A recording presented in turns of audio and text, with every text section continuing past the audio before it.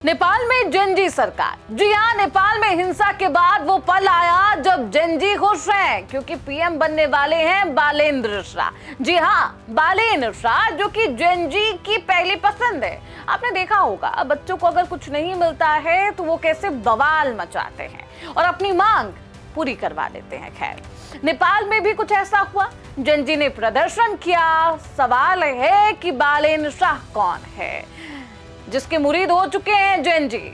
नेपाल की गलियों से उठकर सत्ता के शिखर तक पहुंचने वाला वो चेहरा जिसने धुरंधरों की नींद चुरा ली। जी हाँ, हम बात कर रहे हैं बालेंद्र शाह की। क्या आप जानते हैं भारत से उनका असल कनेक्शन क्या है और आखिर क्यों बालेन ने ड्रैगन यानी कि चीन के ड्रीम प्रोजेक्ट BRI को अपने मैनिफेस्टो से बाहर का रास्ता दिखाया। सबसे अहम सवाल ये कि क्या नेपाल में आने वाली जेनजी सरकार इस देश की तकदीर बदल पाएगी। आज के इस वीडियो में हम डिकोड करेंगे बालेंद्र शाह का वो विजन जो ना केवल काठमांडू बल्कि पूरे दक्षिण एशिया की राजनीति में हलचल मचा रहा। अगर आप भी थक चुके हैं पुरानी घिसी पिटी राजनीति से तो ये वीडियो आपके लिए है, क्योंकि अब वक्त है डेटा डिलीवरी का और डिजिटल क्रांति का। चलिए जानते हैं क्या है जेनजी के नेता का असली गेम प्लान, कौन है बालेंद्र शाह, क्या है बालेन का भारत से कनेक्शन, चीन को क्यों हो रही है बेचैनी और परेशानी। बहुत स्वागत है आपका। आप देख रहे हैं प्राइम न्यूज का डिजिटल प्लेटफॉर्म और मैं हूं आपके साथ श्रुति अंगद। आज इन्हीं तमाम सवालों को डिकोड करेंगे। नेपाल की सियासत में इस वक्त वो जलजला है, उसका नाम है बालेंद्र शाह। जी हाँ, वही बालेन जिन्होंने काठमांडू की गलियों से उठकर सीधे देश की सत्ता के शिखर तक अपने सफर को तय कर लिया और पुराने धुरंधर नेताओं की नींद हराम कर दी। नेपाल में हालिया हिंसा और KP शर्मा ओली की सरकार गिरने के बाद जो मंजर दिखा वो दुनिया ने पहले कभी नहीं देखा था भाई, क्योंकि वहां की जेनजी यानी आज की युवा जनरेशन अपनी जिद मनवा कर ही दम लेती है। कहते हैं ना, बच्चे जब किसी चीज के लिए आतुर हो जाए तो उसे पाकर ही रहते हैं और नेपाल के इन बच्चों ने बालेंद्र शाह को अपना मसीहा चुन लिया। खैर, अब सवाल ये है कि कौन है ये बालेंद्र शाह और बालेंद्र शाह ही क्यों। आखिर कौन है ये शख्स जो अचानक से नेपाल का रैपर पीएम बनने की दहलीज पर आ गया। तो सुनिए, बालेंद्र शाह कोई साधारण नेता नहीं बल्कि एक स्ट्रक्चरल इंजीनियर है जिन्होंने भारत के कर्नाटक के विश्वेश्वरैया टेक्नोलॉजी यूनिवर्सिटी से अपनी मास्टर डिग्री ली। बेंगलोर की हवाओं में इंजीनियर सीखने वाला ये रैपर जब नेपाल लौटा तो उसने नेफॉप यानी नेपाली हिप हॉप के जरिए सिस्टम की धज्जियां उड़ा दी। बालेन का भारत से कनेक्शन बहुत गहरा है, लेकिन दिलचस्प बात यह है कि वो नेपाल फर्स्ट की पॉलिसी पर बात करता है ट्रम्प के जैसा।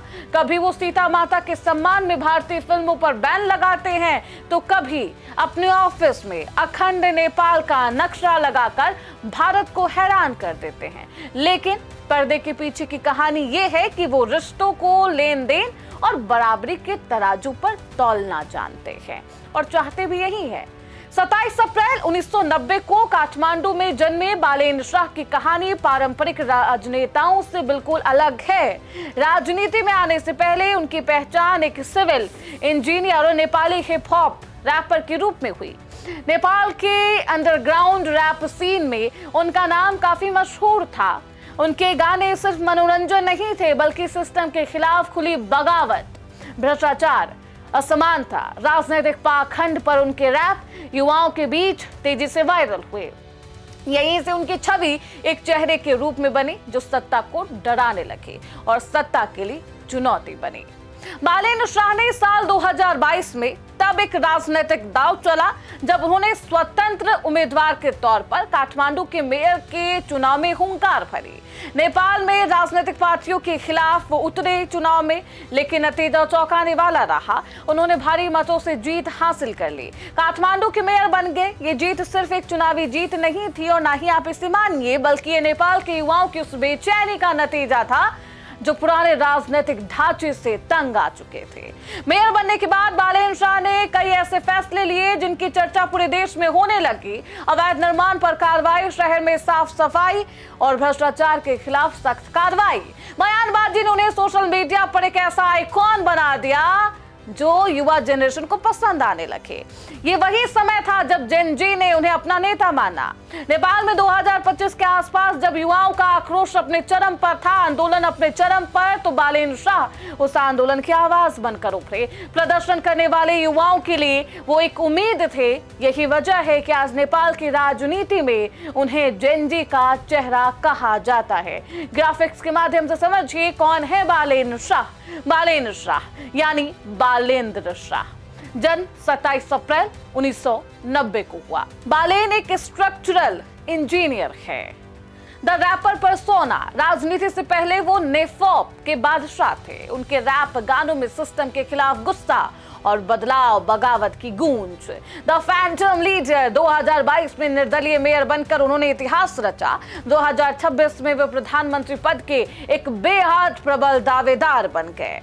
जेन जी ने अपना नेता बालेन को चुना। अब सवाल है कि जेन जी सरकार क्या है, इसका मतलब आप कैसे समझेंगे? देखिए ग्राफिक्स आपकी टीवी स्क्रीन पर, आपकी फोन स्क्रीन पर। नेपाल में जेन जी सरकार का मतलब क्या होगा?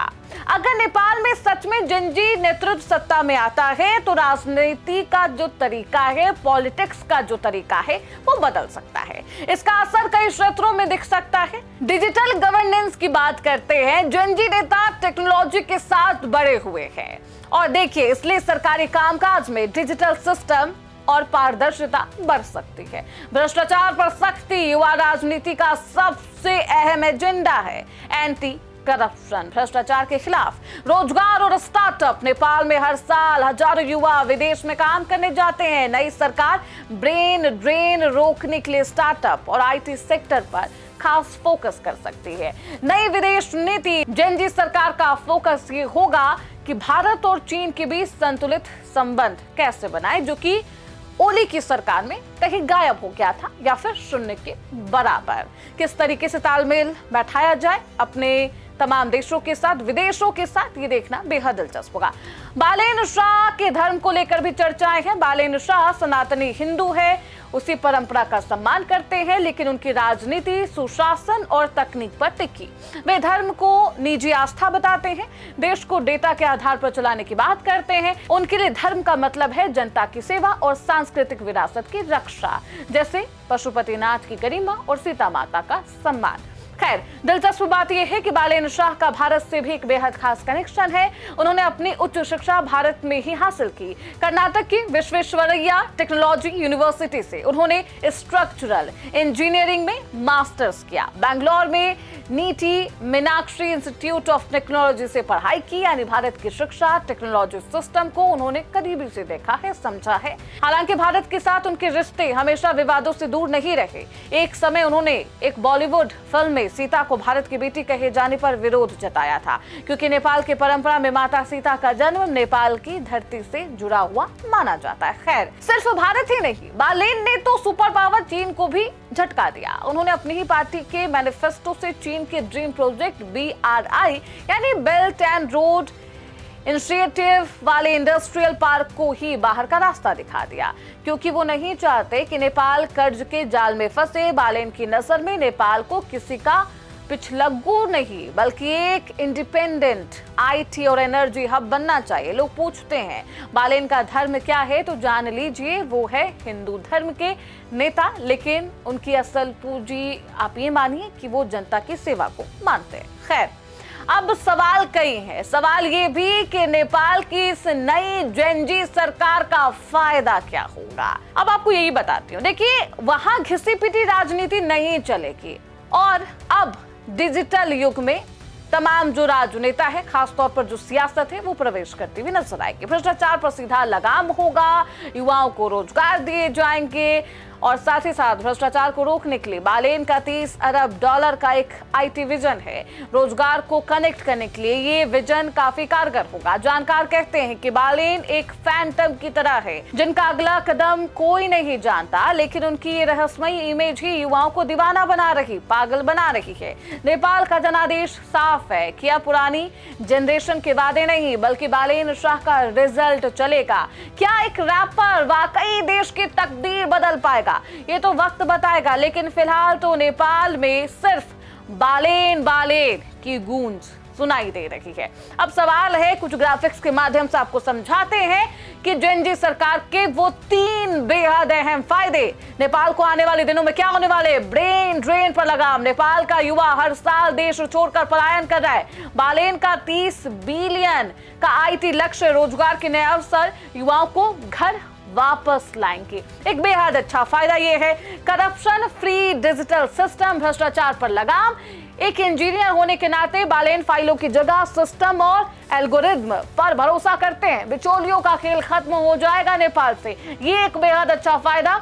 और तीसरा, बैलेंस्ड फॉरेन पॉलिसी। बालेन नेपाल को भारत और चीन के बीच एक बर्निंग ब्रिज, ज्वलंत पुल नहीं बल्कि एक इकोनॉमिक हब बनाना चाहते हैं। वो 1950 की संधि को मॉडर्न बनाना चाहते हैं ताकि रिश्ता लेन देन और बराबरी का हो। खैर, ये मुकम्मल हो पाएगा या नहीं ये भी देखना बेहद दिलचस्प होगा। बालेन शाह के सामने चुनौती क्या है वो भी आप ग्राफिक्स के माध्यम से समझ लीजिए। पहली चुनौती है कमजोर अर्थव्यवस्था, दूसरी बेरोजगारी, तीसरी चीन का आर्थिक कर्ज और चौथी भारत चीन के बीच संतुलन अब खत्म हो चुका है। कुल मिलाकर बालेन शाह की कहानी सिर्फ एक नेता की नहीं है, उनके सामने चुनौतियां भी है, उनकी अपनी उपलब्धियां भी। ये उस जनरेशन की भी कहानी है जो सोशल मीडिया पर ट्रेंड बनाती है और अब सत्ता की दिशा भी तय करना चाहती है। अगर नेपाल में ये प्रयोग सफल रहता है तो आगे विश्व में इसका असर क्या होगा ये देखना बेहद दिलचस्प होगा। फिलहाल के लिए मुझे दीजिए इजाजत, देखते रहिए प्राइम न्यूज का डिजिटल प्लेटफॉर्म।